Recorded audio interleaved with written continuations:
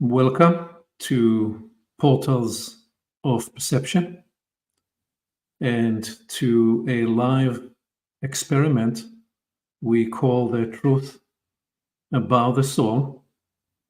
So, as we get started, please feel free to drop us a note in the comment. Say greetings, say hi, say where you're from, where you calling in from, logging in from. We want to see if we have with us people from Buenos Aires to Berlin, from London to LA. Just let us know you're here and any sentiment or any soul inquiry and soul thought that you have with you this morning or this midday or this afternoon or evening, wherever you are in whatever time zone. So as we begin this, the guiding intuition was to launch this experiment and work live with questions and inquiries about the portals into the soul work. I'm following up on the screen all the way from Hope Sound to Colorado to Israel to Athens, Cyprus, the Galilee mountain in northern Israel. Stay safe there, please. And many more. So wonderful to have this gathering here. We will work mostly with questions that came our way over the last few days on the run-up to today, and spend probably a good first hour with the first question that actually came through yesterday, which is why did we decide to launch this experiment? What's the backstory? What's the thought about today? And the idea of staying with that question for a bit is to suggest that that will offer me a way to describe some of the context and the background for this work. So those of you who are lending with this body of work for the first time, you will be able to get more of the context for it. And then we will simply explore and skate to the edge with some of the questions. And that's the plan for today. I think we will run probably for up to 2 hours. And we'll see how it wants to unfold. It's a new experiment for me. So I am, as we fly this, adjusting to the technology and all the rest of it. Okay, so why launch this experiment, this Q&A? Well, this work started to emerge at the beginning of the year, beginning of 2024. And I should say, actually, before I proceed there, if you're here for the first time, you will discover that on the YouTube channel, you can access all the rich content we are creating in Portals of Perception, and that when you go to the website, to portalsofperception.org, you will be able to access even more content. And when you get there, in addition to the audio narration with the beautiful images of those chapters, installments of portals into the soul, you'd also be able to access on the page the full text. And some people just prefer to process the content in this way because it allows you to read a paragraph. And by the way, yes, I know the content is a little compact. And so some people prefer to read a paragraph and contemplate with it for a while before they continue to the next paragraph. So all that is available on portalsofperception.org. While you're there, you can make sure that you drop your email so you are on our list and you can receive all the latest updates. For example, tomorrow we have a very special letter coming out describing the new episode we are publishing this weekend, which is a fascinating, absolutely fascinating conversation about the goddess and the different natures and expressions of the goddess. This is a conversation with 4 beautiful souls after their experience in the Meta-Modern Spirituality Lab. The letter that will go out tomorrow will paint or will describe additional insights. So you want to make sure you are on our distribution list so you get the emails with those updates. While you're there, if you so choose, you can become a supporting member. You can pay as little as you want and as much as you want. All contributions are appreciated. We do have considerable expenses on the production and the maintenance of the endeavor, especially because we decided to not just do merely a podcast, but develop this website. And currently, about 20% of what we are spending is covered by contributions from members. I'm covering the distance, the difference. So if you choose to support the work, it very much is appreciated and is a way to help us ensure the project is sustainable. Okay, so the truth about the soul, portals into the soul, and this body of work, as I said, started to emerge at the beginning of 2024. Actually, the work found me on Christmas of last year, Christmas 2023. I don't particularly celebrate Christmas, but I've always attuned on that day because I've always found it special. And I said the work found me because I didn't anticipate it. I wasn't looking for this work to find me, and it informed me that it was about to emerge. And there was a bit of a negotiation that was going on, and I surrendered. And took a few days, and I realized this was not going to be just an article. This wanted to emerge into a larger body of work. And I realized quite quickly that there was a sense of humor. The universe had a sense of humor in guiding me into this work. And I say a sense of humor because just a few weeks before that, we published on portals a significant, to us, was a significant writing, an article that we called The End of the Guru Era.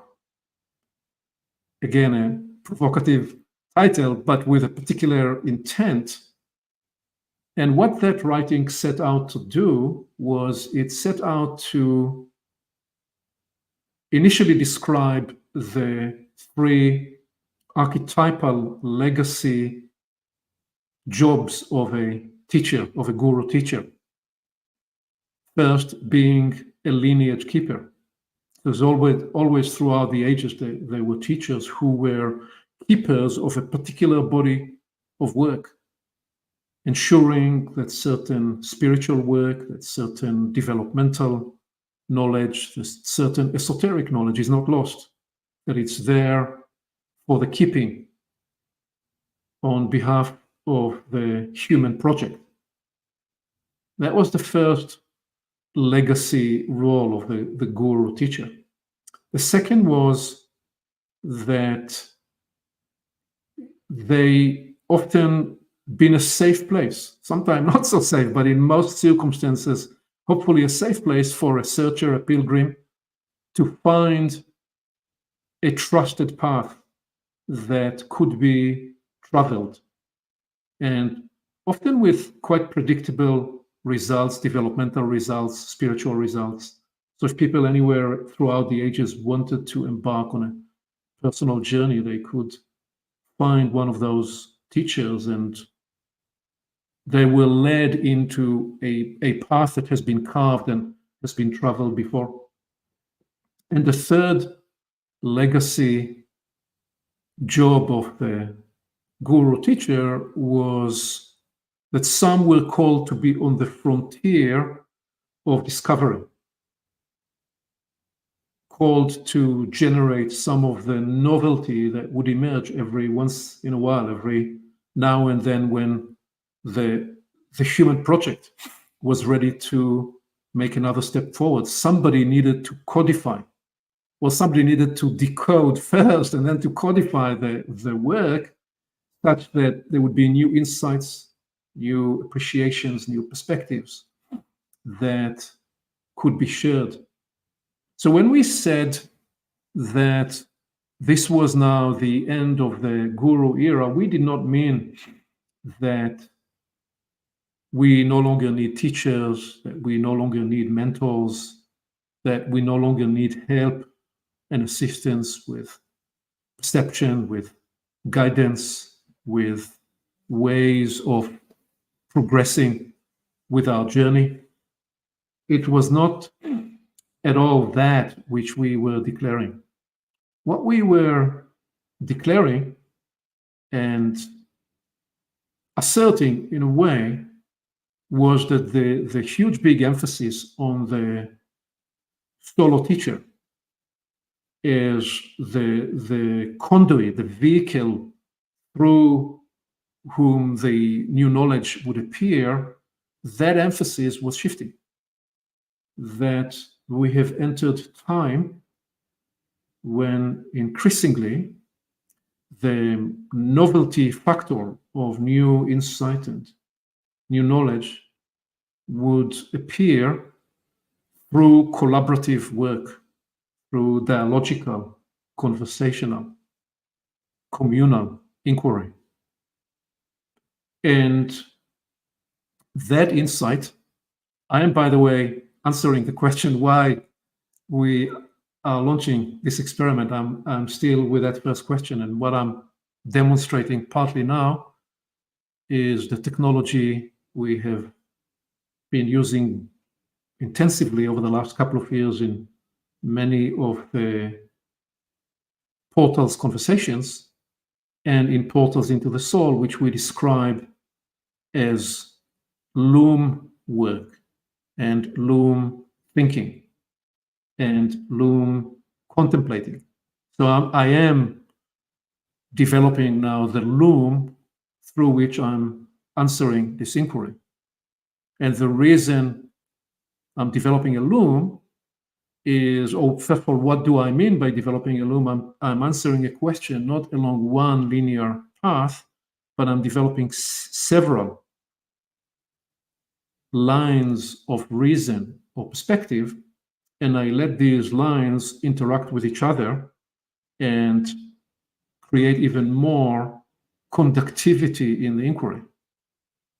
Because one of the things I will try to address a little later with one of the inquiries today is, why do we work to cultivate increasing interior conductivity, and how is that to do with the work into the soul, and why it is so important, especially at this time. So that's one practice I am already unfolding and demonstrating.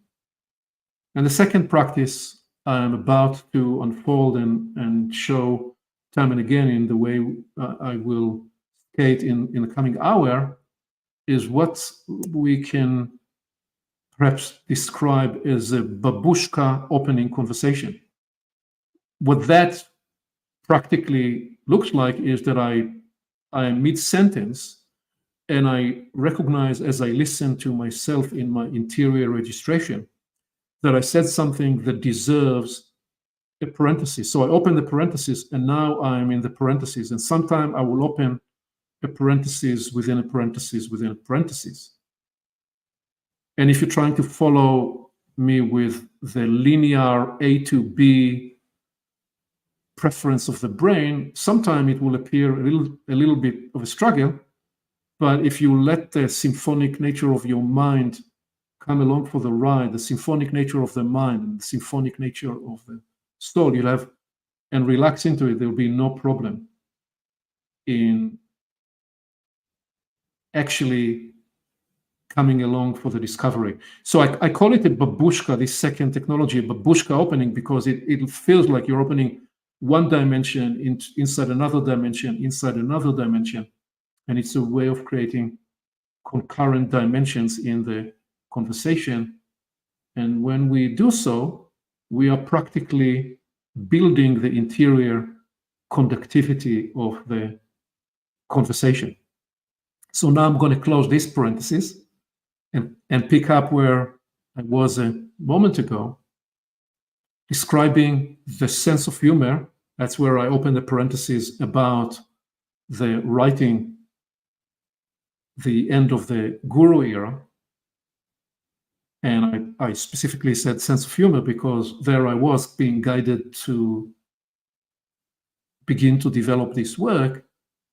And it wasn't, the humor was not lost on me. And at the same time, it was very clear to me that I was not going to lean into it in the traditional way of the Guru, but rather more as a catalyst of inquiry and a catalyst for a body of work that's emerging, where the anticipation and the hope that is now beginning to demonstrate an increasing yield is that some of the revelatory property that's emerging in the work will appear through the collective work, through the communal work that we're generating through the portals of perception events in portals into the soul. So now, picking up that parenthesis, that babushka, that line of insight and awareness about why did we assert that this was the end of the Guru era, and what did we actually mean? Because as I said, the meaning was not that we do not need teachers and guides and instructors sometimes and mentors. The insight that more of the developmental property and more of the revelatory and new insight will emerge through conversation, through dialogic exploration in community, is informed by the epoch trace and the epoch insight and revelation, where we have extensively narrated that on epoch, and you can find that content on the Universalis conversations and on the epoch culmination conversations. And we will also be releasing many more conversations in the coming months about the content describing the sevenfold nature of the epoch. Well, the particular line I'm tracing now was the understanding that in this epoch we are participating in, all of us, we've showed up for this epoch. That this is an epoch that developmentally and evolutionarily centered in the last several centuries an important element in its project. I'm using the word epoch, and we didn't publish it, but we will soon publish a conversation, another current openings conversation with David Price Francis, where we answer the question of what is an epoch. And the short answer to what is an epoch is an initiatory program. And what we are describing is that in this particular epoch, and we're looking generally at the last 3,500 years, we sometime map this epoch to the fall of the end of the Bronze Age, or perhaps the beginning of King Scorpion dynasty in the ancient Egyptian culture. And at some point, it will become very important. We describe the epoch to describe a little bit more about why and what is the Egyptian initiatory contribution to the epoch and how that relates to the fact that it was a culture and a religion that was very much centered in the appreciation of the sun, the sun gods, what that meant, and why that is such an important line into this epoch. But that's a parenthesis we will come back to another time.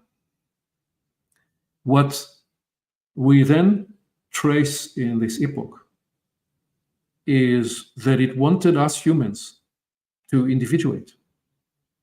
It wasn't quite like that in earlier epochs where we mostly were led by tribal consciousness. And this epoch required us, for a particular set of reasons, as humans to evolve and develop an individuated capacity, and that got accelerated very much with the Renaissance and with the Enlightenment and with the activation that those periods brought to the intellect. And what we've seen over the last 4 or 5 centuries, that humanity has gone through emphasizing more and more and more of that line. That's an important context inside the portals into the soul work, because it means that the soul needed to update itself. The soul needed to, we are describing the soul as a companion to the spirit and as a facilitator of the planetary navigation. And we're describing in chapter 1 the 3 lives of the soul, the 3 impulses of the soul.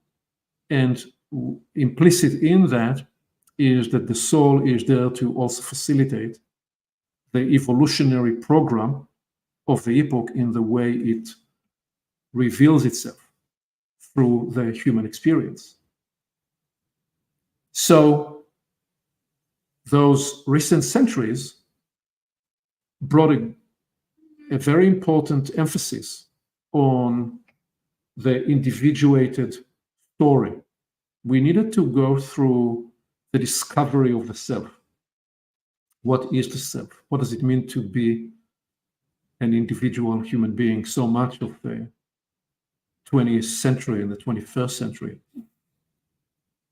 brought this, and true, it was also taken in a pronounced way into economics and into money making and into commerce and so on and so forth, and into the celebrity culture. The huge big emphasis in culture has been on the individual. It wasn't always like that for humanity, but it has become so in recent centuries, and for important developmental and evolutionary reasons. What we asserted in this writing towards the end of 2023 was guided by the intuition of the indigo phase of the epoch.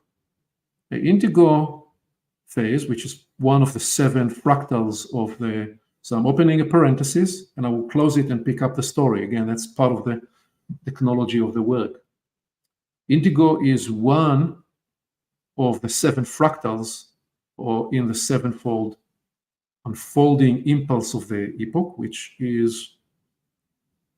corroborates both with phases of development, but even more so with certain dynamics that reappear throughout the epoch.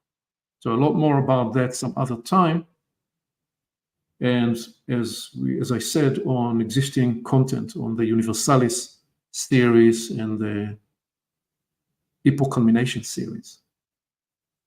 And so the indigo fractal is about merging and transference.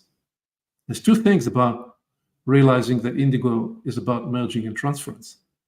If we're going to have an effective merging and integration and transference, well, we need to come together. So if the epoch is saying, hey, humans, you've been individuating for 4 centuries, wonderful.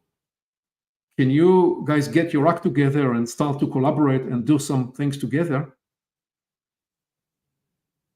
Well, we will need to find each other to work together. That's an important element. Now, that's the second thing about the what needs to be true for the indigo fractal to do its work.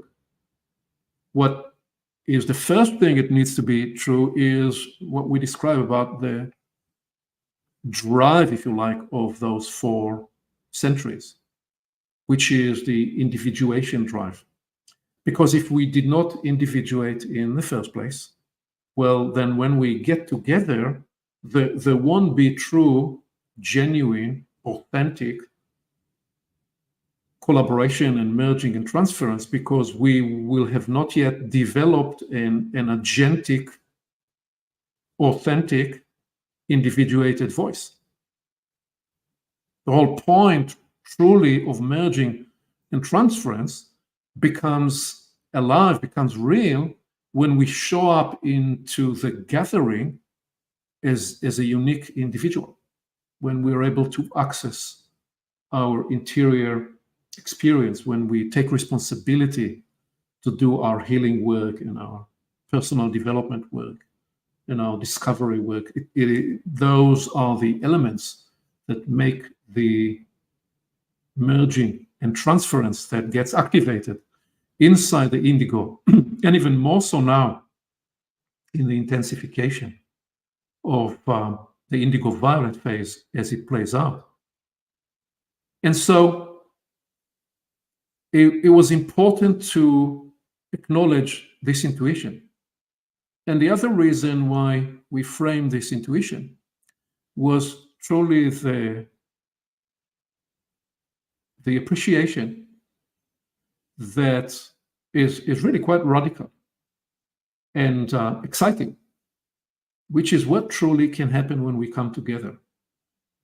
And we are exploring this inquiry in another series on portals, which we call Evolve Together, where together with 2 friends, Nigel and Well, we are exploring this inquiry of what happens when we come together. And what is this particular and unique and nuanced discovery that there is certain aspect of yourself that you actually cannot access on your own?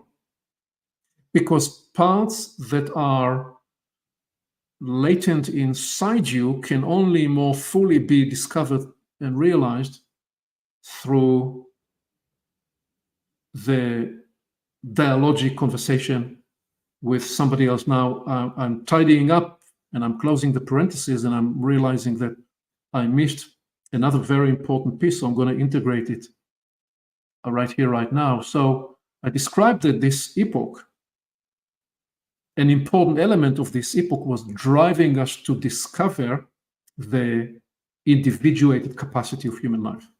And that part of the instrument of it was the activation of the intellect. Well, you would legitimately ask, why was that, or why is that part of the development and evolutionary agenda of this epoch? If we speak like this, if we truly personify and imagine in a contemplative way that indeed the epoch has a development program for humanity. Why is that so? Well, one way to begin to appreciate it is to consider that what this epoch is about initiating human life to its universal possibility. This is why in the 20th century, you begin to see all those developments that emphasize the capacity of the human to take multiple perspectives. The multi-perspectival capacity of human life is one scaffold, one dimension, one aspect of being initiated into universal life. what we call the universalis human. And what we are asserting in this is that the universe itself is going through an evolutionary phase, and that the universe is in this part of the universe where it is running its laboratory with us, with a human project here on Earth. The universe is now waking up to its interior nature. In the phase of the scientific revolution that began in the 1600s and evolved through the 17th and the 18th century and 19th century, we were very much focused on the telescope and the microscope and the material and the physical side of the universe. It was a very important part of that development because we needed to develop an objective capacity. That's another element. And readying to universal life was to develop the capacity to gain objective perspective.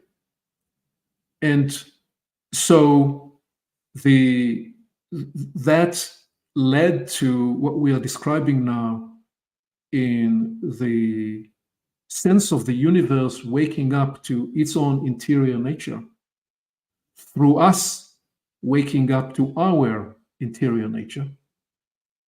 And what it means when we talk about us waking up to the interior nature, it's not a surprise that you've seen over the last several decades extraordinary proliferation of many, many modalities.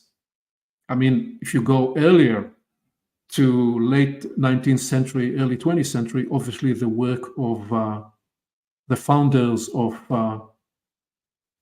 the psychiatry and psychology and those disciplines, Freud and Jung and all those that follow them, you can see there that they represent something waking up through the human to the human interiority. But then you see through to the latter part of the 20th century and the early part of the 21st century, tremendous proliferation of therapy modalities and other modalities, all bringing online the interior human dimension, which is how the universe is becoming active and is awakened to its interior nature.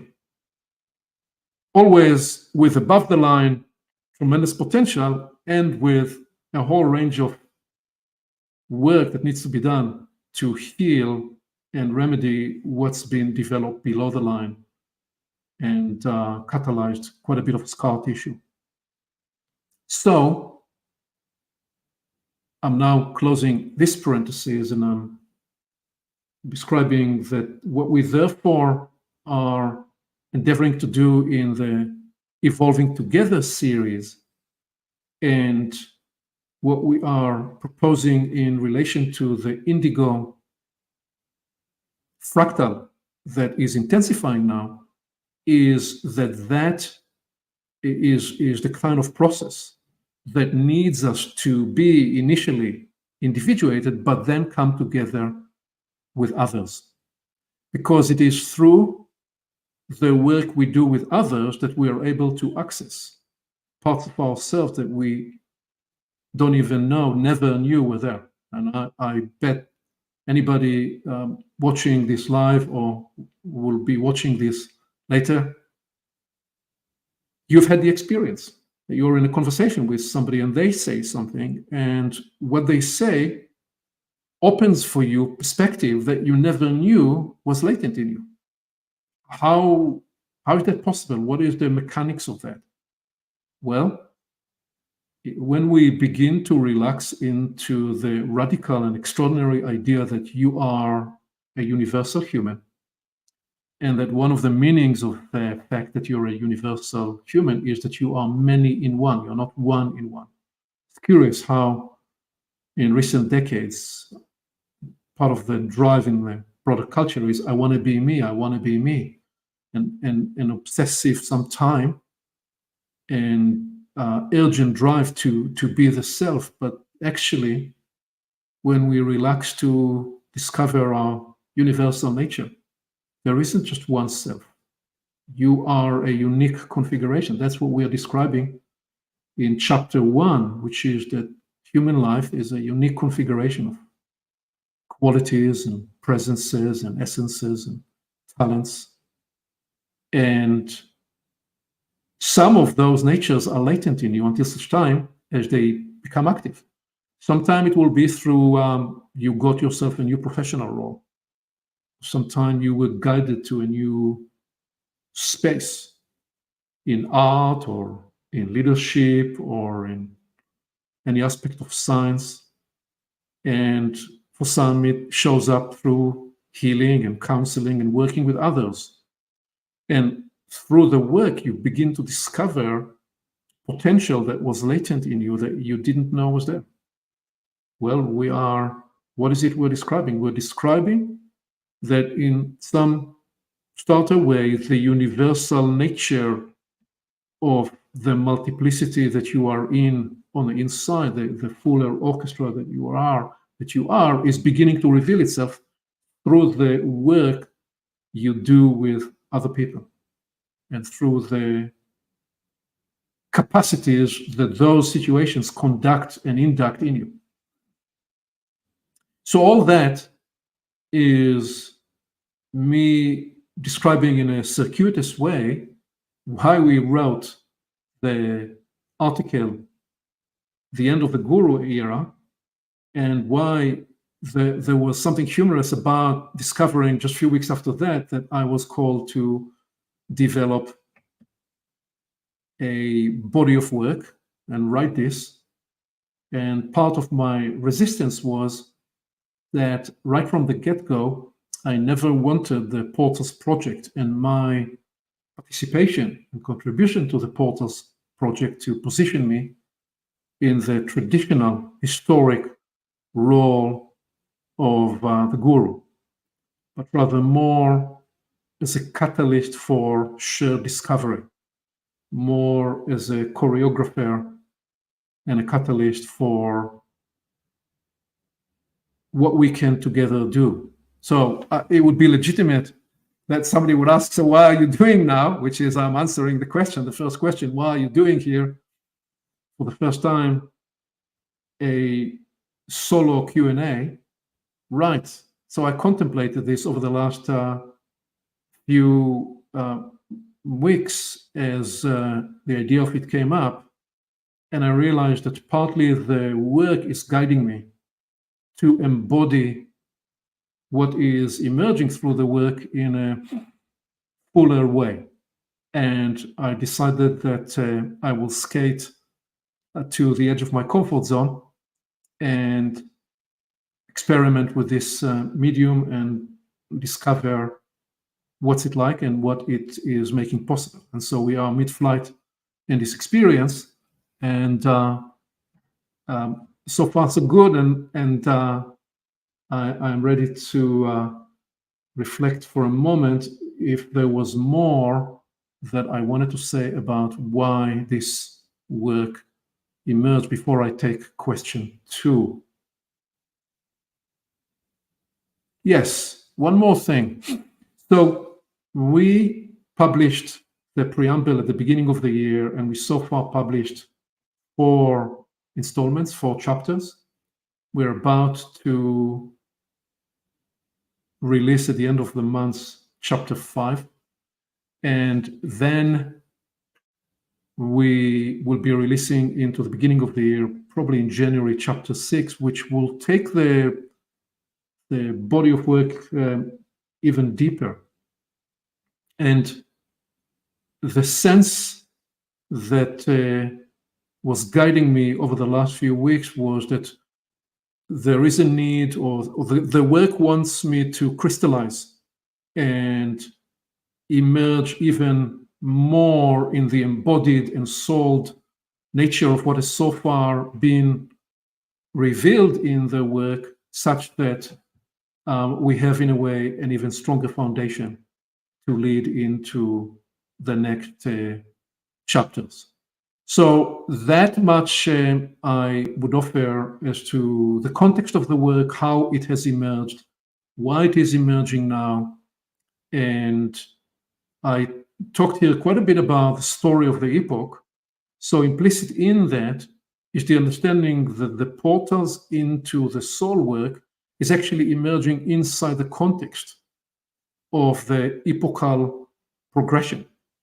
And what we are describing, and what I just described there as the indigo-violet intensification, and what those fractals represent, inside of which is the awareness that the universe is becoming conscious of itself through our capacity to turn inside. And the capacity to turn inside is partly what we're cultivating here. Portals into the soul is an invitation for you to develop the sensitivity, the sensibility, the practices, the attunement, the way of turning to the inside. We've kind of used up the physical material universe around us. We've extracted almost all there is to be extracted from the planet.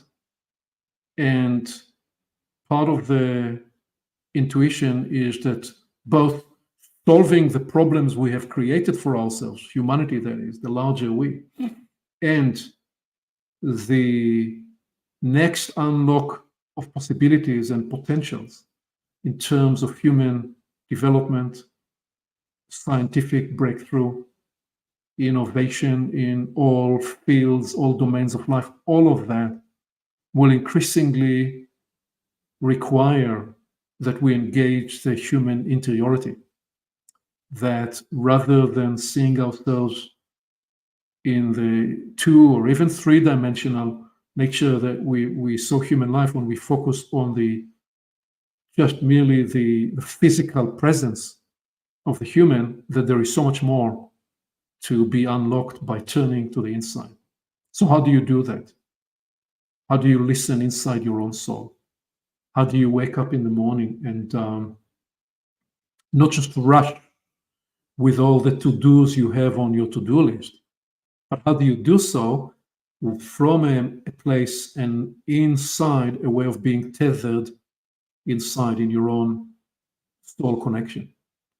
And how do you stay in touch with your soul through all the many things you do every day, such that you are more presenceful, such that your soul more accompanies you?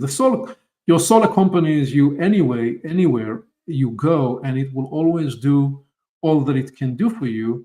It's just, and it does so automatically because it is part of its brief. You don't need to say, "Oh, dear soul, can you help me, please?" to get the help. You get that help anyway. But if and when you practice better attunement and sensitivity, there are enhanced dimensions and more of the second and the third impulse of the soul that I'll mention again in a moment comes online and is activated for you, and there is just more that you can do in all the many endeavors that you participate in.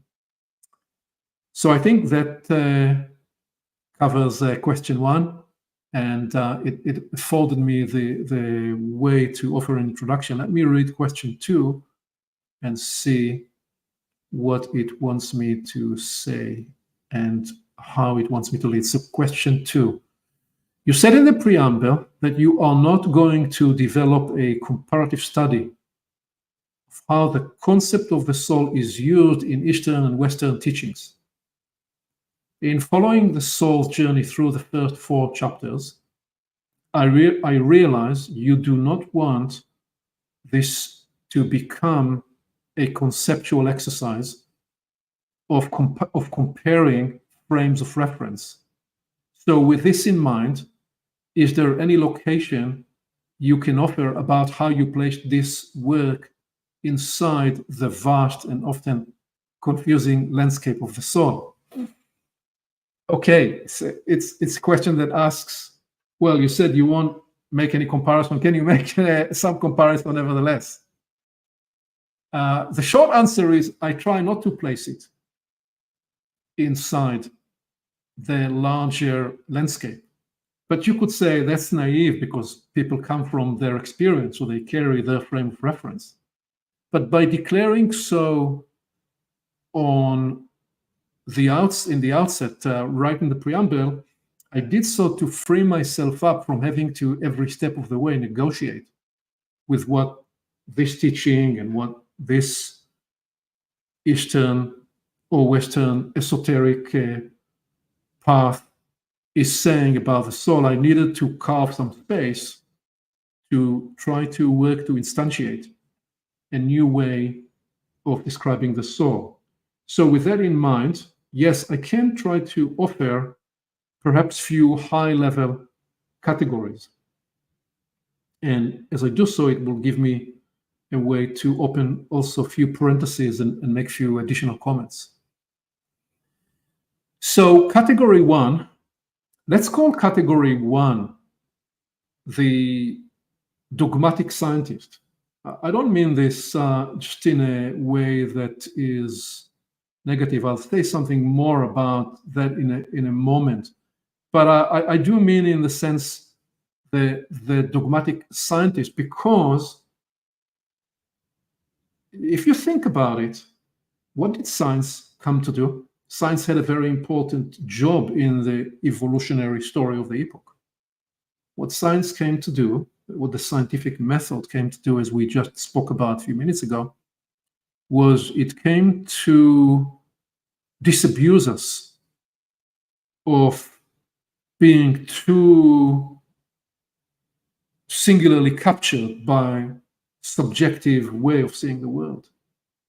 Its job was to introduce us to the idea of an objective point of view. That developmental step that we can look at something in an empirical way, and few of us can stand in front of the same experiment and make observations and then corroborate, are we actually observing the same thing or are we seeing something different? That was an important element of the scientific method and the revolution that science brought to humanity. And in the process of unlocking this human capacity, science by majority focused on the exterior world, where we could make exact measurements. And so yes, what did science come to do? It came to liberate us from what it saw to be religious point of views, dogmatic religious point of views. And in the process, as it liberated us from sometimes the dogma, the orthodoxy of one faith or another, one religion or another, guess what? In the process, it became quite dogmatic by itself, such that you still will have many, many scientists who will deny anything that cannot be tested in a test tube. And so therefore, my first category is the dogmatic scientist, because I can't use the word soul. I'll be laughed out of the room if I use the word soul, because my comment I'm likely to get is, well, can you show me where is it? And if I can't put the soul under a microscope or a telescope, there's a whole continuum, but some of the scientists we will talk with will simply say, after we turn off the cameras, they will say, it's dangerous for me to admit this into the conversation because it could jeopardize my credibility in the scientific community.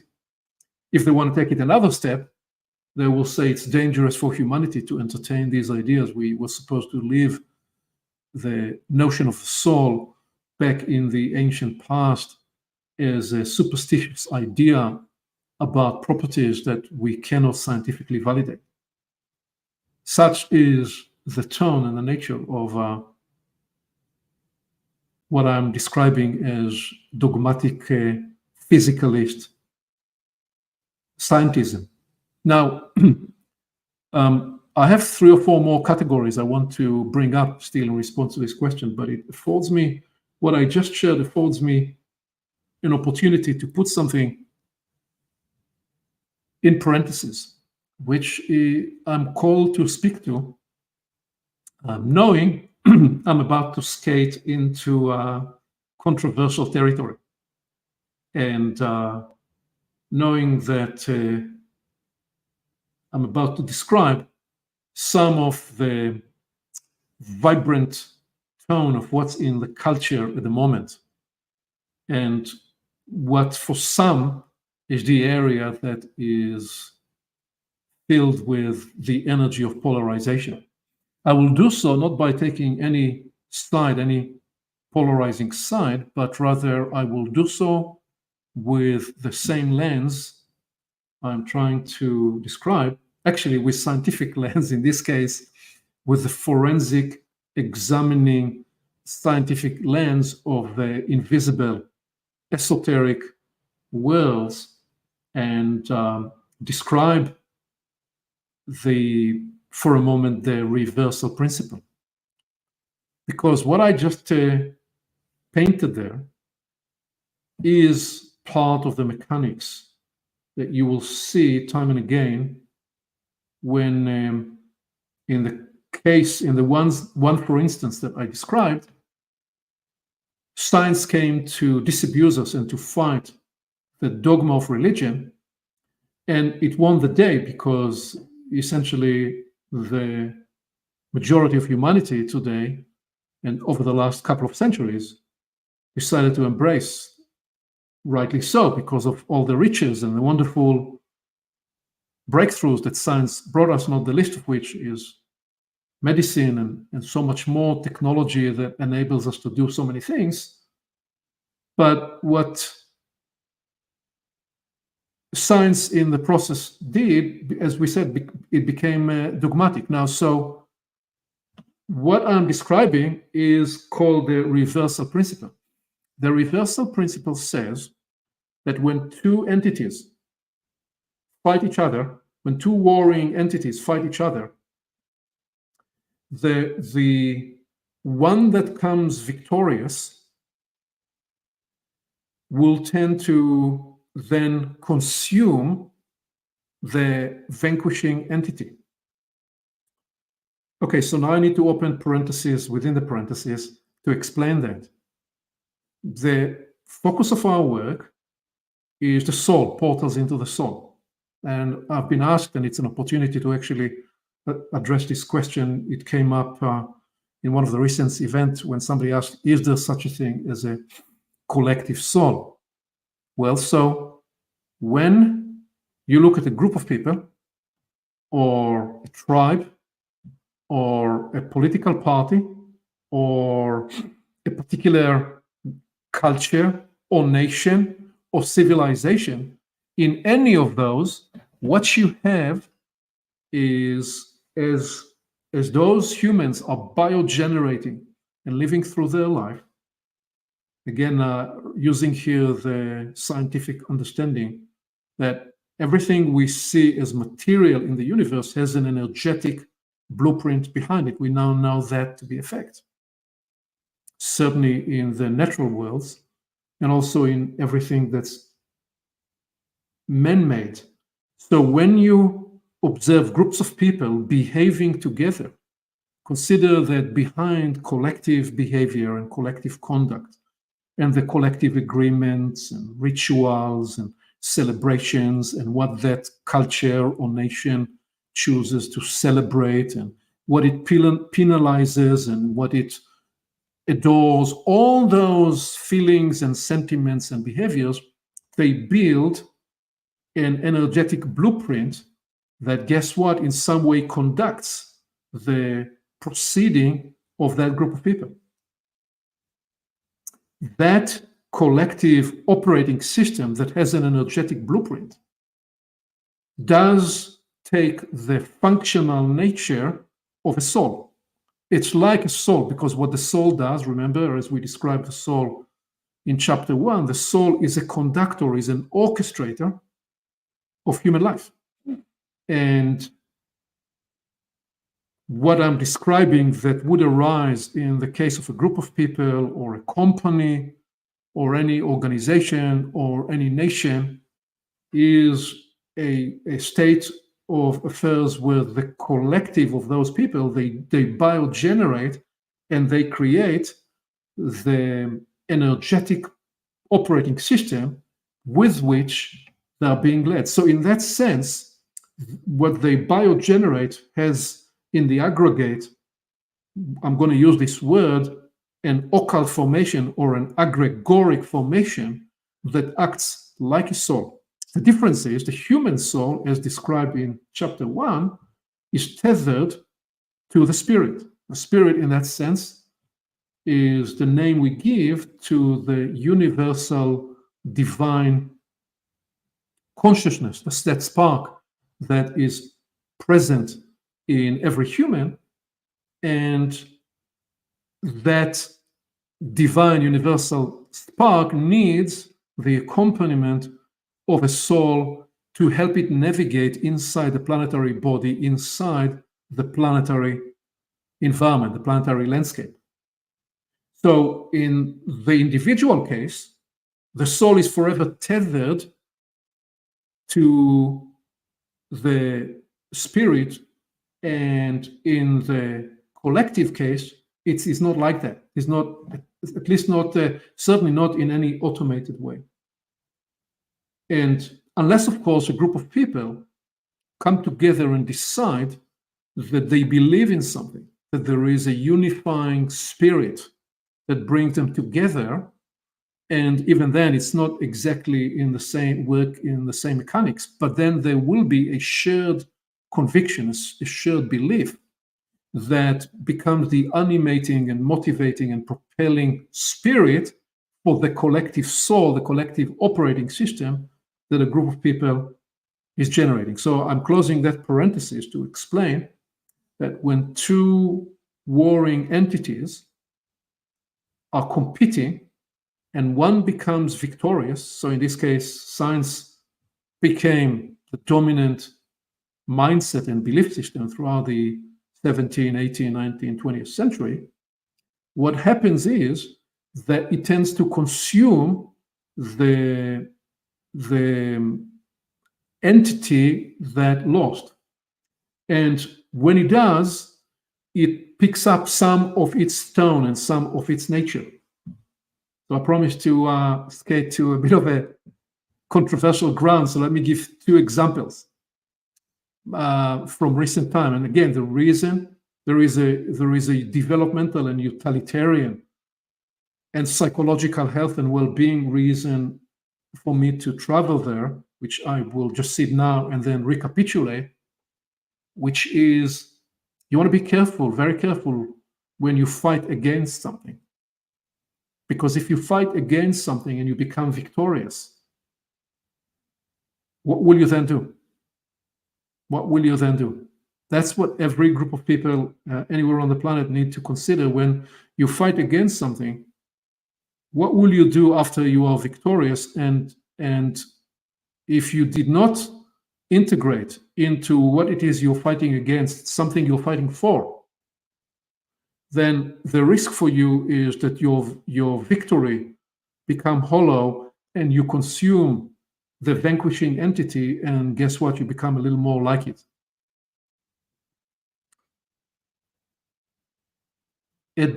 After the fall of the Berlin Wall, with the collapse of the Soviet Union and the Eastern Bloc, what happened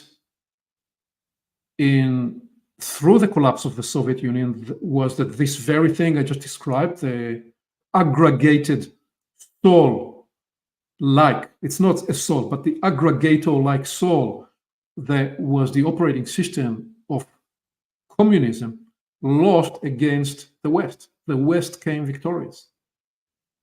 But what happened right after that? What happened was, as I just described, that the West consumed the energetic nature of some of the aspects of the work that was generated in the Eastern Bloc. And you could therefore see, that's not a judgment view, and that's not me taking any political position, but you could detect that some of the sentiments and some of the ways that were prevalent in the Eastern Bloc made their way into the West. So there is a fascinating mechanics that takes place when two entities fight each other and one is victorious and consumes the other, that it then picks up some of its nature. Let me be even more contrarian or controversial and describe something that has been at play in the last couple of years. Part of the culture wars. And again, I'm seeking to, more than anything, activate for us these lenses with which we're able to look and observe reality and see these dimensions of reality. Because the more we are able to see, the more you're able to forensically examine what is happening around you, the more you're able to choose a course of action that's agentic for you. You can take responsibility to the path that you choose. Well, in the founding of the US, there is a fascinating story of the development of the country that is made possible through the holy matrimony of puritanical Protestant agenda and morality and sentiment, about which there is much to admire, and how that is converging with the promise of a new world, the promise of a new Jerusalem, the promise of riches, what later becomes the prosperity gospel. And you see that part of the engine of the founding of America is this fantastical matrimony of what seems to be opposing sides of a polarity. Mind you, almost any time you will see something profoundly successful anywhere in history of the world, if you examine it deeply, you will find that part of the operating system of that success story is actually a know-how that brings together unique polarities into an integration. They develop some kind of an indigo innovation of bringing together what historically before that could never be brought together. But so the puritanical drive was always on the conservative side of the political theater for a very long time. This is, again, not me taking any side, but if you observe culture, clearly the conservative side felt through the later decades of the 20th century with the way of the culture in America, the way of Hollywood, and the way of the larger media industrial complex, that the liberal side of the liberal agenda won. That's how many conservatives felt. And what happened? What happened was that, again, when warring camps fight, the victorious side consumes some of the way of the vanquishing, the losing side. And it is in that sense that you can begin to appreciate that in recent years we see the puritanical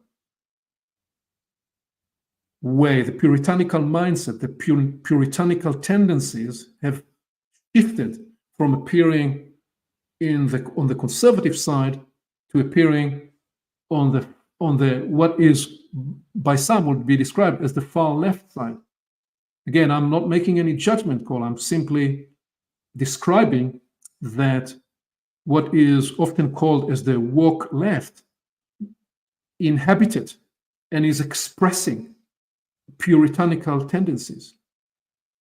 So, friends, that all was a parenthesis about this idea of how science became dogmatic, and the invitation for us that when we fight something, when we fight against something, we would be wise. An esoterically coded and trained person will never ever fight anything, will never fight against anything without ensuring that at the same time they're fighting for something, because it's in the fight for something that when you become victorious, you will not be hollowed. You'd actually have something else, another dimension, another elevation, another domain to step into. Okay, so first category are people that are refusing to use the word soul altogether. The second category is the romantic poet, I would call, and again, this is no cynicism and nothing derisive in calling that the romantic poet. I love a romantic poetry too. I do, however, observe that the usage of the word soul often in poetry, at least with some, would generally be framed as a concept. It would be merely a concept. It would be merely an idea, or it would be a poetic idea. So there is still a negation, or there isn't a readiness to embrace a deeper, more multifaceted nature of what the soul actually is, in the way we are inviting this journey into the soul. Category 3, and I am traveling here through naming some names, because that's what I felt I'm called to respond to in this question. I would call the third category is the bypassing New Ager. So the New Age has brought many wonderful things to humanity since the middle of the 20th century. Extraordinary trends, and brought suddenly the impulse of integrating East and West, and brought vast and rich teachings. The problem is that in many, many places, the kernel of truth has often been covered by some kind of a bypassing fairy tale. And what that means is that the kernel of truth has been confused and distorted with much. And specifically, two ways that appears in the New Age is, one is what I'm describing as a bypassing fairy tale, which what it does, it creates misplaced feelings. It evokes feelings, powerful feelings, and it's great to have feelings. I have deep feelings too. But if the feelings are not grounded and not tethered to a structure that has logic about how the universe works, there is a risk that we get confused and that we follow a path that leads us into a cul-de-sac because it didn't follow the governing principles of how life works and how the soul is working. So that's misplaced feelings. The other side that occurs sometime in the New Age is that we're using misplaced structures, misplaced feelings and misplaced thinking patterns. Because a lot of what has been onboarded are wonderful teachings that arose in different times of the epoch. And in many cases, they served fantastically well through these periods and still carry kernels of truth and wisdom, but they offer sometimes displaced or misplaced direction because the epoch has moved on. And we now use different faculties, and we now need to cater to human beings who are much more in the intellect. But part of this journey I went through in response to the first question was, well, we now need to reintegrate the soul. We now need to learn to turn inward. We now need to rediscover a way to re-enchant the universe and life, not by abandoning the benefits of scientific thinking, but by finding a way to create an integration. So I will just broadly say, without going to address anything specific, that the reason I've chosen to say we will not address any comparative study, because it would be never-ending story. Every time I say the word soul, I'd need to compare it to 17 other definitions of the soul in other teachings. And instead, what I'm doing, I'm actually working to gradually build a platform for a new understanding. And out of that, obviously, each person is free to make their comparison. So the dogmatic scientist, the romantic poet, the bypassing New Ager with its two natures, the misplaced feelings and the misplaced thoughts. And I would say category 4 is getting closer to where and how we're describing the soul, but it's still not quite the same, is the various bodies of work and teachings that say we no longer need to use the word self. We can use the word soul instead, and view the soul as the higher self. So now what does resonate about this is very much in the way we are describing in chapter 1, that the soul is a standard issue that we're given to accompany us through the planetary journey to serve the spirit and to serve our unique configuration, which is a much, much closer description to what we are describing as the higher self. The higher self is the unique set of presences and essences and talents that you are.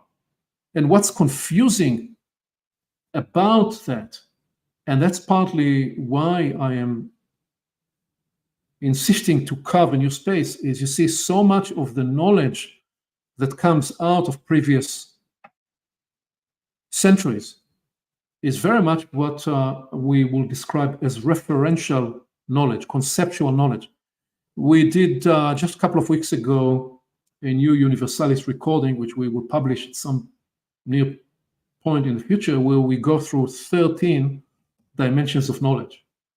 And the first two dimensions of knowledge is referential knowledge. So I know the name of something, I have the reference, I can say the soul. Somebody is talking about a subject, I can name the subject. And the step above that, or in addition to that, is a conceptual knowledge that has definitional nature to it. There's so much of what people have wired themselves into, because this is the definition, the inclinations of science and the inclination of primarily the brain emphasized process is, let me define what something is. Let me define the soul. Let me define what a human being is.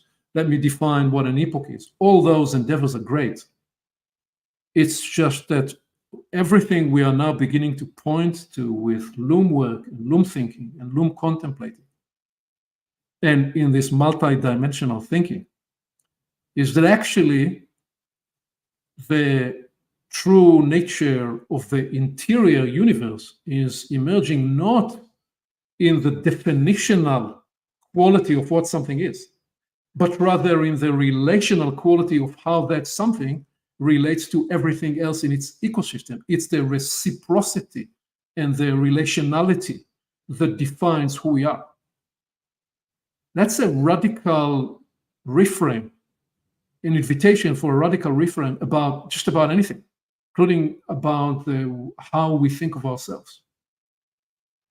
And that's the point I made earlier that we are exploring in the evolving together, and the invitation in the work of Indigo as an epochal fractal that's washing now through humanity to do the work that invites and integrates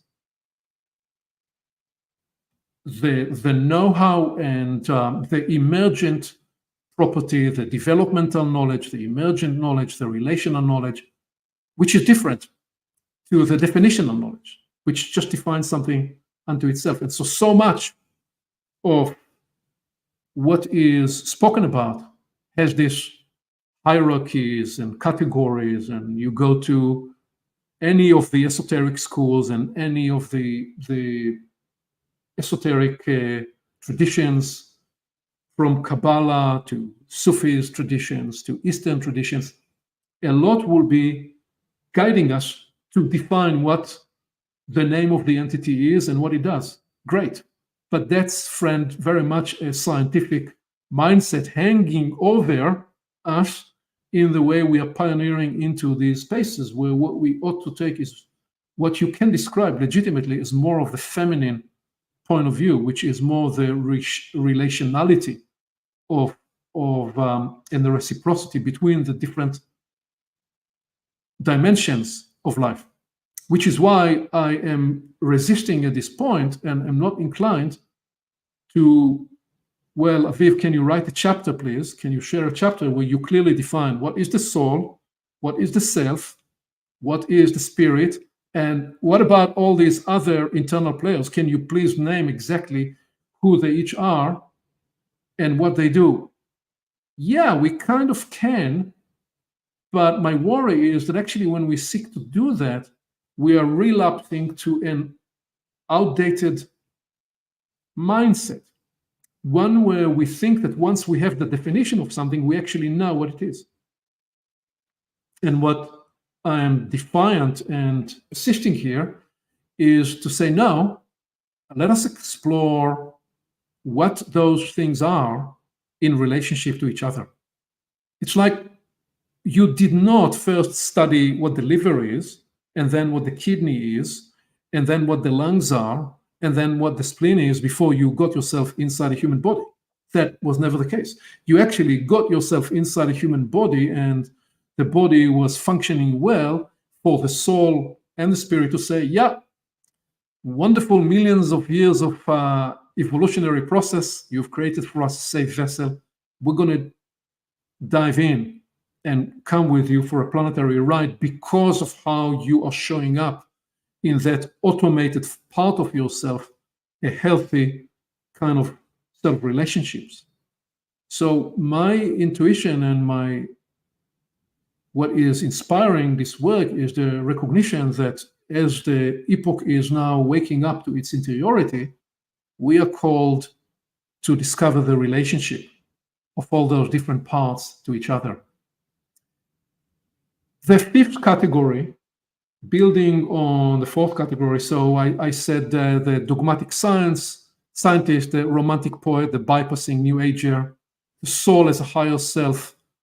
The category 5 would be the leading edge of the evolutionary process.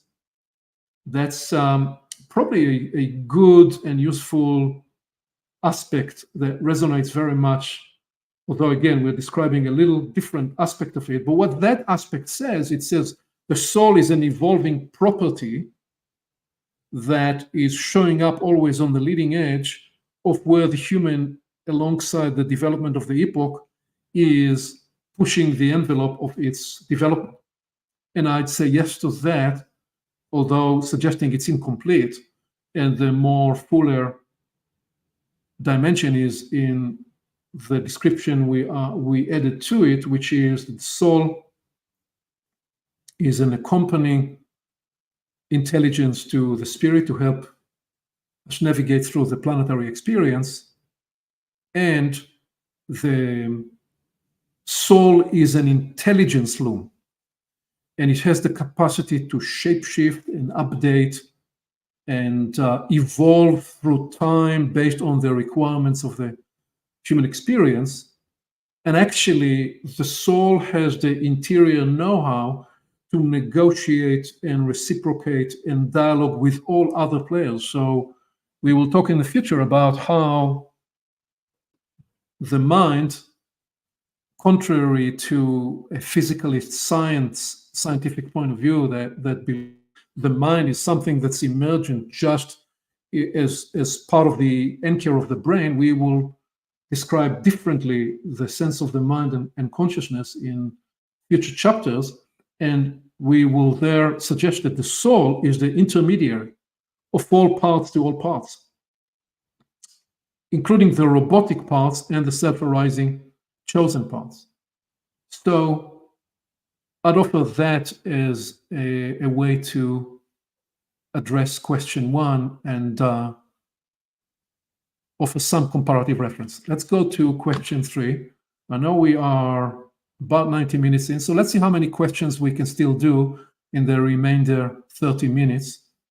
I said that I will take a long time for question one, question two. So now question three. Okay, what is the difference between feeling fragmentation of the various inner lives and voices and integration?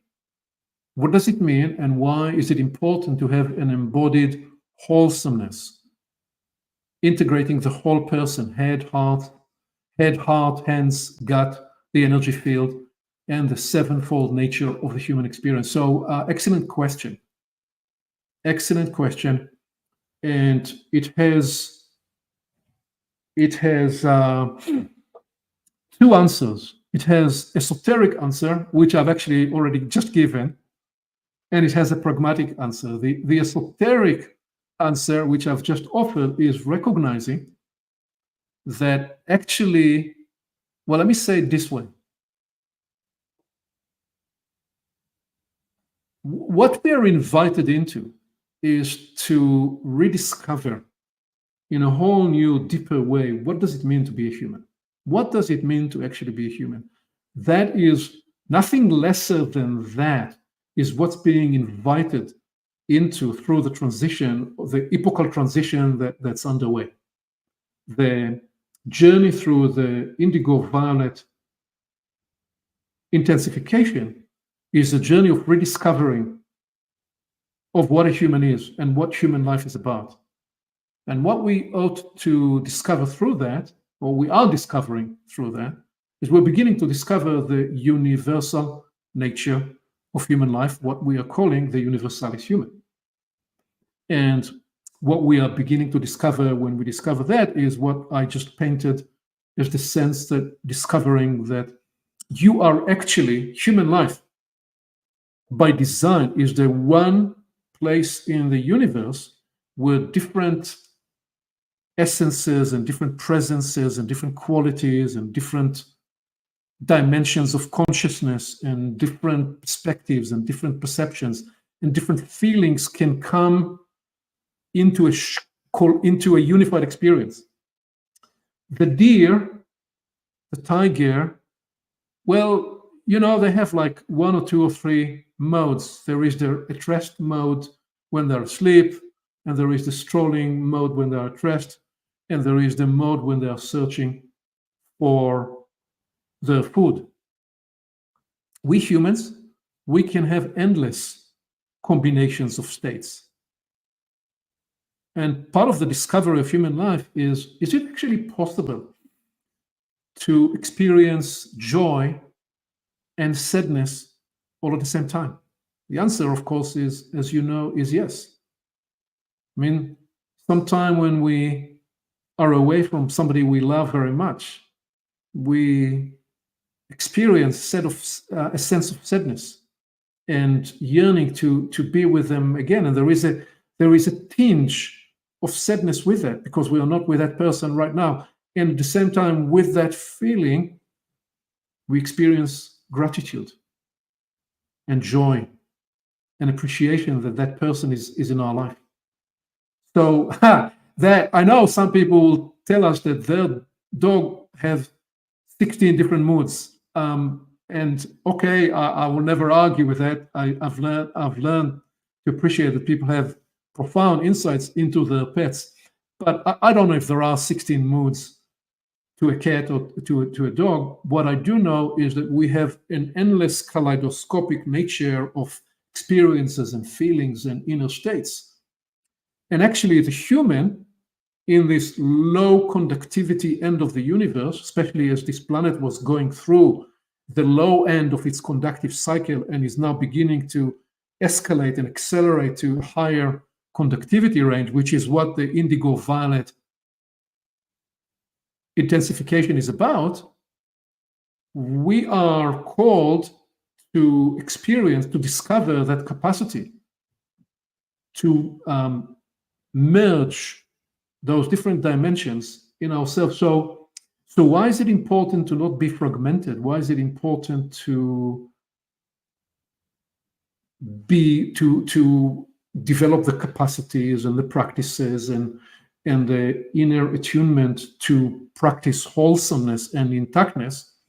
Because if those capacities are not in place, you are not in the best optimal place in yourself to actually act in the fuller sense of what a human being is in this epoch. The human being in this epoch is an initiatory crucible to universal life, and the initiation to universal life is something that's arising through the capacity to integrate polarities, to integrate different expression, to integrate different ways of being. So that's the esoteric reason as to why it is better to be integrated rather than fragmented. The practical and pragmatic is, well, if you are not able to better integrate the different dimensions of your experience, for example, the fact that you are participating in different roles at different times of your life. You may be a parent, you may be a spouse, you may be a leader in your professional life, you may be involved in several communities and several endeavors, in each one of which you have different functional role and capacity.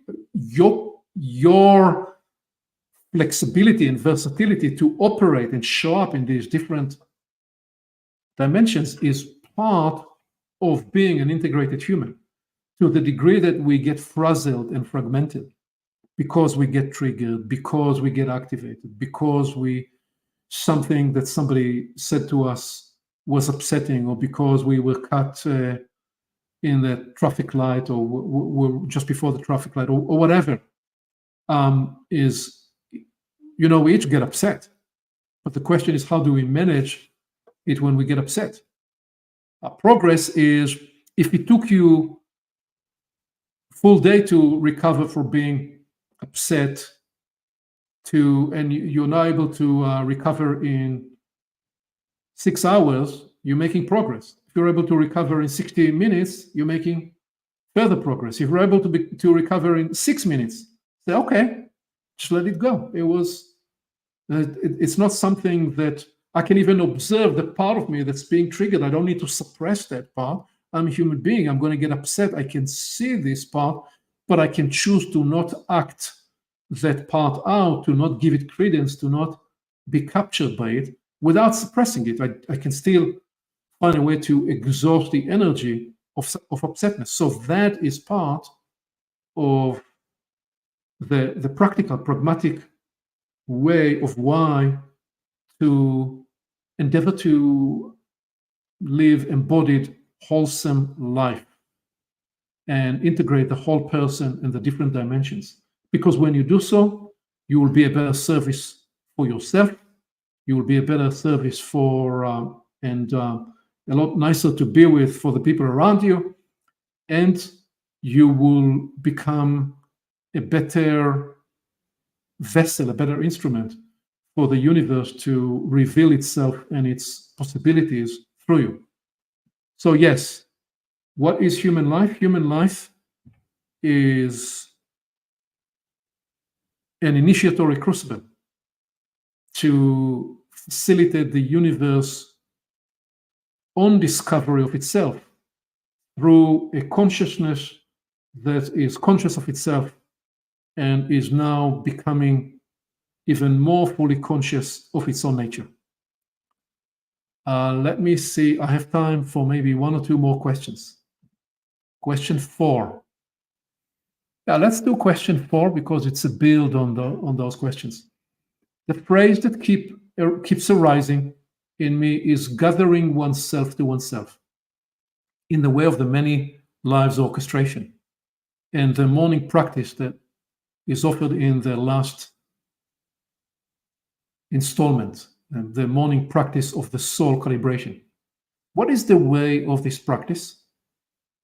And what will help a person build regularity? Okay, excellent questions. Excellent questions for both reasons, the pragmatic reason we just covered and also the esoteric reason.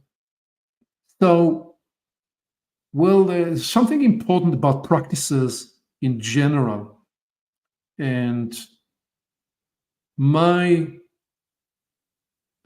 own personal insight into this, having worked with groups of people for now 4 decades, is that we are each uniquely wired. We each have our unique wiring. So I've generally always been a little reluctant from describing any practice in any way that could appear prescriptive, because what works for me is not going to work exactly for you. You need to discover what is working for you, and if there is anything I can do to encourage and fortify that you find your way, I'd love to do so. And one of the things I've discovered through the Portals project and through Portals into the Soul is actually that the more I am disclosed about my practices, the more I invite you to liberate to your own self-fashioned practice. So I would say this idea of waking up in the morning and turning inside to check with yourself, to check with your soul, how you are and what needs attention, is something that each person can find their way of doing this. You can do so in writing. That's one of the ways I've been doing that for 5 decades now. Started writing even in my teens. So, and certainly more so in my 20s and my 30s. So writing is one way, because by writing, I discover what is in me. Now, some simply do their journaling.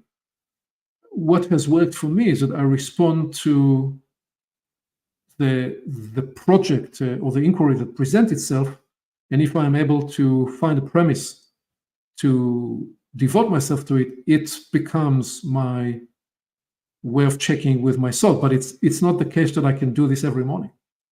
Some morning I just feel that I'm not a 10 out of 10. I'm not a 9 out of 10. I'm not even an 8 out of 10. Maybe I was traveling. Maybe I was working hard the day before. So I may be a little off balance. I may be just a 6 or a 5 out of 10. So what do I need to do? What do I need to attend to in my rest, in my repair, in my self-care and self-healing practices? But see, that's what works for me. You may do your meditation. You may do your contemplation.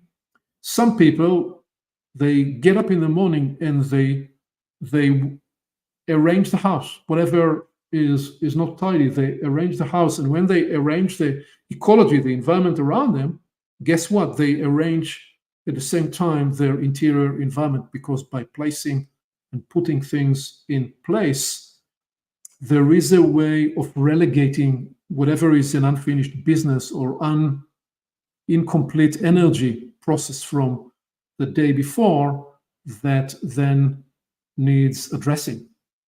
So I would encourage that, and a practice we are developing and will continue to develop, is an invitation to talk to yourself aloud and to talk to your inner lives. And to the degree that you can begin to talk to the inner lives, you will be beginning to develop the inner conclave, which is a body of work we intend to develop further in the coming year in 2020. 25. So that's what I'd say. What else?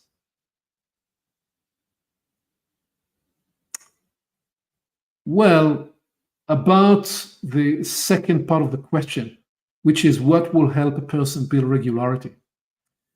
This is an important question because, there is $1 billion industry in the self-help industry, and I don't consider what we do here to be in that category, but it's not as though we don't have tremendous amount of insight into this space. Perhaps this is the updating self-help. Again, I don't see myself as operating in this space. But there is tremendous advice that you can find all over the place. And why is it that there is so much advice about how to develop discipline and how to develop rigor and how to complete what you start and how to manage yourself more effectively? I guess it means why this question is so important, because it essentially is a validation. We live now in this modern, postmodern space, very fractured, very fragmented life. We go from one thing to the next. And by the end of the day, parts of you are spread all over the place in the different places you've been in. And the question is, where are you? So the short answer that I will offer now about the issue of continuance and regularity and discipline. Again, I'll give an esoteric point of view and a pragmatic point of view. The esoteric point of view is, if you want to be regular, you need to develop conductivity about it. You need to become conductive in yourself, which is another way of saying you need to develop special power, special intensity, special needful drive about that. It needs to become important for you. And by connecting to a different source of energy, a different intensity of energy about what it is you're doing, it will take care of your regularity rather than you needing to take care of it, because it will deliver the next part. So I guess this is both the esoteric and the pragmatic part. And the other pragmatic advice here is, we can't be all things for all people. So we need to learn to let go of parts of ourselves that we no longer want to spend the energy attending to. And that's part of the development journey. The development journey is a journey of updating, and part of the updating journey is a journey of releasing the view of self that we held dear last year, but now is no longer necessarily the perspective that's most useful for us. So how about that as a starter with a question about gathering oneself to oneself? I love that expression, because another way you could say it, gathering the many selves to yourself, gathering the many lives within you. And when we say that to ourselves, we actually are comforting the soul. We join. It's as though we consciously, intentionally say to the soul, hey, dear soul, I know you're working so hard for me to pull all those parts of me together. You are never at rest. Guess what? I'm now intentionally bringing my devotional intent to be with you, to help you gather the many lives within. So that would be my offering to this question. Let me go to question 5. Wow. Okay. I think that will take me the remainder of the time today. Let me just for a minute look at question 6. Yeah, no, I'll do question 5 and we'll see. Question 5. What is a way to understand the place of the soul work inside the context of what is described in the writing, this epochal moment? Okay, I actually can do this rather swiftly because we offered earlier a bit of the story of the epoch. Mind you, when we talk about the story of the epoch, we're actually talking about 5 stories. And we just recently recorded a special conversation about that with Jeff Vanderklut, and we will also publish that pretty soon. We are describing the story of the rise and fall of civilizations, the visible evolution of the epoch. We're describing that's the history of the epoch. We're describing her story, which is the invisible dimension, the energetic dimension, the soul, like, if you like, the story of the epoch. And the third story is the one that reflects on how knowledge evolves throughout the epoch. Let me stay for now with these 3 stories, and if there is a need, I'll mention later story 4 and story 5. What this epochal moment, what that writing attempted to do, it attempted to describe this pivotal moment we're in, where the modern project that emerged with the Renaissance and more so with the Enlightenment, that we've been led by for several centuries, reached its culmination point, that which we describe as the blue nature. Blue fractal is about building systems and engineering things. And blue is also about regulation. And blue is also critical in actually integrating polarity. So blue is a necessary facility for indigo. And the primacy of blue came into maturation through the rise of liberal free democracies. That project that arose and liberated humanity from feudal systems and other ancient systems, that ultimately liberated what we're describing in this epochal moment, the upper level of the 3 spaces of life: the cultural life, the political life, and the economic life, in the sense that these ought to be liberated freely. What we are describing in this epochal moment, the 5 layers of the blue operating system, and we're then describing the reason and the evidence that we have reached an obsolescence point. That's everything I talked about earlier about the indigo and violet and the intensification of indigo and violet. So the reason we wrote this article was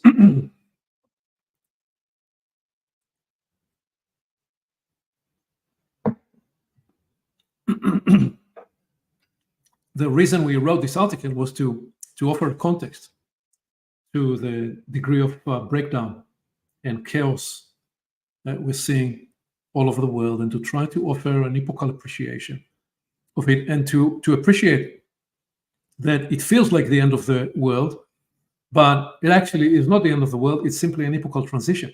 I mean, Fukuyama, an important member in the administration, US administration, and a political scientist in the early 90s, wrote this famous article, The End of History, after the end of the Berlin Wall. And what he essentially thought was that that's it. Human progress reached the culmination of the maturation of liberal democracies, and we will now, for the rest of time, rest there. We now know from an epochal point of view, what he was declaring was that the epoch was going to end in blue, but the epoch never ended in blue. It was actually, that was the point, that indigo was beginning to ascend. This is a curious thing. It's called the bull market principle. Whenever a company is in its prime, and it used to appear on Time Magazine, place is no longer Time Magazine, you would know that's the time to sell, because it meant it reached its top and now it's going to decline. And the modern project was still very prime and is still very prime. And for God's sake, we are enjoying so many of the benefits of modernity, and we hope many of those benefits will find a way to be rehabilitated inside the epoch that's on setting, and inside an indigo violet sensibility and way of being that looks to integrate even more of the human experience. But what we are describing in this article is why this is breaking down, and it invites us to do some of the work we're describing here today. And in many ways, it's the very context for the work into the soul. Because what it says is one of the core premises we established earlier in this portals into the soul journey, that the soul need to continue to evolve as the human experience evolves. Now, there is a cross-section, large cross-section of society that, I don't know how large it is, but it's very, very loud, and it's very, very influential, and it's the matrimony of scientific breakthrough with technological prowess, and the people that believe, that's what is called the techno-utopian vision, the people that believe that all our problems, all the 12 or 16 dimensions of the meta crisis, are going to be able to be solved by technology, various technological solutions. This obsession with technology will solve everything. It's part of the distortion that we're now living into, and part of why we felt called to engender and begin to develop portals into the soul. This was the reason. That no, friends, we cannot just expect that technology is great and can offer us, for example, to enjoy this platform here today, but to think that technology will solve all our problems is both false and dangerous. False and dangerous. False because unless we re-engage our interiorities, there are dimensions of life and intelligence and creativity and possibilities we will never be able to source that we need so badly. This is why you hear in the way I'm narrating the chapters of Portals into the Soul, time and again, I'm leaning back on our friend Albert Einstein, who said you cannot solve the problems you created with the same mindset that created these problems. You need to actually integrate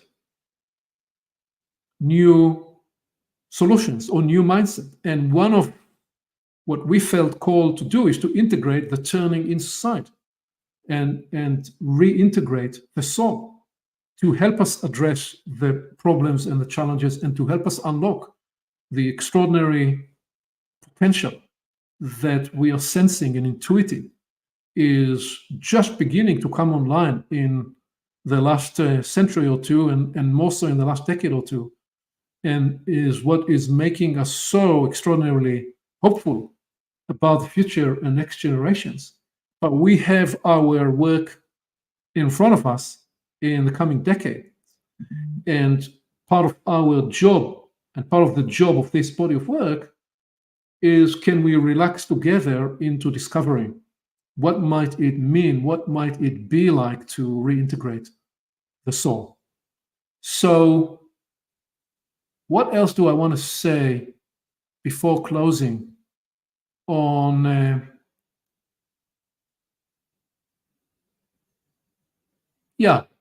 I believe the way we are called to respond to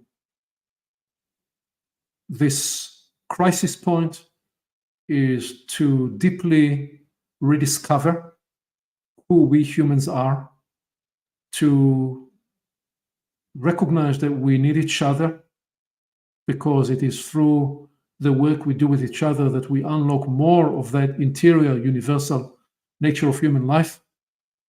And to engage in all the healing work, the development work, the communal work, and where we can be in proximity to decision-making agencies and people, bring the kind of presence and sensibility and mindfulness that we can bring to the table to encourage them to respond more fully to the kind of crisis that we see underway anywhere we look. I managed to skate for 2 hours with only for a little bit skating into some controversial areas, but largely leaving out a lot of the difficult crisis points all over the world. And I'm not going to go there now, but what I will say is that I feel that we have a job to do in attending to this work. So friends, we are nearly on the 2 hours mark, which tells me there are many good questions we didn't get to. Question about